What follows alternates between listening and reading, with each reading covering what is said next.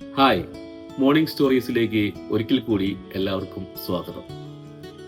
Time is money, but money is not time. Benjamin ഫ്രാങ്ക്ലിന്റെ ഈ വരികളെ ആധാരമാക്കിയാണ് നമ്മുടെ ഇന്നത്തെ കഥ. ഒരിടത്ത് ഒരു കോർപ്പറേറ്റ് കമ്പനിയിൽ ജോലി ചെയ്തിരുന്ന ഒരു വ്യക്തി ഉണ്ടായിരുന്നു. ജോലി തിരക്ക് കാരണം കൊണ്ട് സ്വന്തം ഭാര്യയോടും മക്കളോടുമൊപ്പം ചിലവഴിക്കാൻ പോലും അദ്ദേഹത്തിന് സമയം കിട്ടിയിരുന്നില്ല. ഒരു ദിവസം അയാൾ വീട്ടിൽ എന്തോ ജോലിയിൽ ഏർപ്പെട്ടുകൊണ്ടിരിക്കുമ്പോൾ അദ്ദേഹത്തിന്റെ മകൾ വന്ന് ചോദിച്ചു, അച്ഛാ, ഞാൻ ഒരു കാര്യം ചോദിച്ചോട്ടെ? അപ്പോൾ അദ്ദേഹം പറഞ്ഞു, തീർച്ചയായും നിനക്ക് ചോദിക്കാം. മകൾ ചോദിച്ചു, അച്ഛാ, അച്ഛൻ ഒരു മണിക്കൂറിൽ എത്ര സമ്പാദിക്കുന്നുണ്ട്? ചോദ്യം കേട്ട് അമ്പരന്ന അയാൾ ചോദിച്ചു, എന്തിനാണ് നീ അതറിയുന്നത്? കുറച്ച് ക്ഷുഭിതനായിട്ടാണ് അദ്ദേഹം അത് ചോദിച്ചത്. മകൾ പറഞ്ഞു, അച്ഛാ, എനിക്കത് അറിയണം. താങ്കൾ മണിക്കൂറിൽ എത്ര രൂപ സമ്പാദിക്കുന്നുണ്ട്? മനസ്സില്ലാ മനസ്സോടെ അദ്ദേഹം പറഞ്ഞു, ഞാൻ മണിക്കൂറിൽ 1000 രൂപ വെച്ച് സമ്പാദിക്കുന്നുണ്ട്. അത് കേട്ടപ്പോൾ അവൾ അച്ഛനോട് വീണ്ടും ചോദിച്ചു, അച്ഛാ, നിങ്ങൾ എനിക്ക് ഒരു 300 രൂപ കടമായിട്ട് തരാമോ? അച്ഛൻ രോഷാകുലനായിട്ട് വീണ്ടും പറഞ്ഞു, എന്റെ ശമ്പളത്തെക്കുറിച്ച് നീ ചോദിച്ചപ്പോൾ നീ ഏതെങ്കിലും കളിപ്പാട്ടമോ മറ്റ് ആവശ്യമില്ലാത്ത വസ്തുക്കളോ വാങ്ങാൻ വേണ്ടിയായിരിക്കുമെന്ന് എനിക്കറിയാം. 1 രൂപ പോലും ഞാൻ നിനക്ക് തരില്ല എന്ന് അച്ഛൻ മകളോട് പറഞ്ഞു.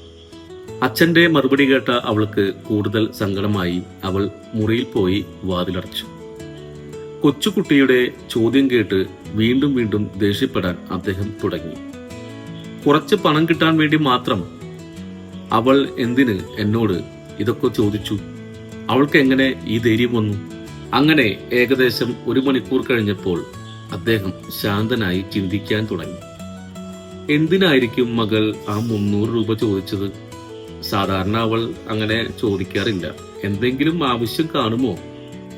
അച്ഛൻ മകളുടെ മുറിയിലേക്ക് പതുക്കെ നടന്നു, ആ 300 രൂപയും കൊണ്ട്. എന്നിട്ട് പറഞ്ഞു, ഇതാ നീ ചോദിച്ച 300 രൂപ.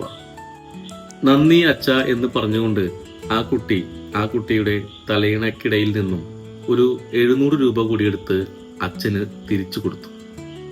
ഇപ്പോൾ അച്ഛന്റെ കയ്യിൽ 1000 രൂപയുണ്ട്. അച്ഛൻ 1 മണിക്കൂർ നേരമെങ്കിലും നാളെ എന്റെയും അമ്മയുടെയും കൂടെ ചെലവഴിക്കണം. ദയവായി അച്ഛൻ നാളെ നേരത്തെ വീട്ടിലേക്ക് വരണം. അച്ഛന്റെ കൂടെ അത്താഴം കഴിക്കാൻ എനിക്ക് ആഗ്രഹമുണ്ട്. മകളുടെ വാക്കുകൾ കേട്ട അദ്ദേഹം ഞെട്ടി.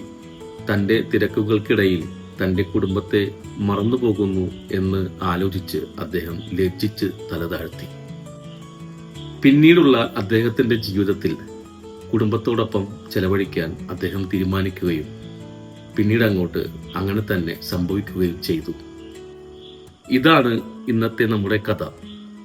ജോലിയും സമ്പാദ്യവും വളരെ വിലപ്പെട്ടതാണെങ്കിൽ പോലും നമ്മുടെ കുടുംബവും അതിനേക്കാൾ ഏറെ വിലപ്പെട്ടതാണെന്ന് മനസ്സിലാക്കി തരുന്ന ഒരു കഥയാണ് ഇന്നത്തേത്.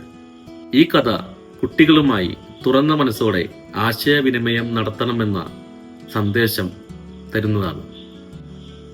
നമ്മുടെ ജീവിതത്തിലെ പ്രധാനപ്പെട്ട കാര്യങ്ങൾക്കായി നമ്മൾ സമയം കണ്ടെത്തുക. ജോലിയും മറ്റു ഉത്തരവാദിത്തങ്ങളും നമ്മുടെ ജീവിതത്തെ ബാധിക്കരുത്. കുടുംബാംഗങ്ങളുമായും സുഹൃത്തുക്കളുമായും സമയം ചെലവഴിക്കാനും നമ്മുടെ താല്പര്യങ്ങൾ പിന്തുടരാനും സമയം കണ്ടെത്തുക എന്ന് ഓർമ്മിപ്പിച്ചുകൊണ്ട് നാളെ വീണ്ടും ഒരു കഥയുമായി എത്താം. ബൈ.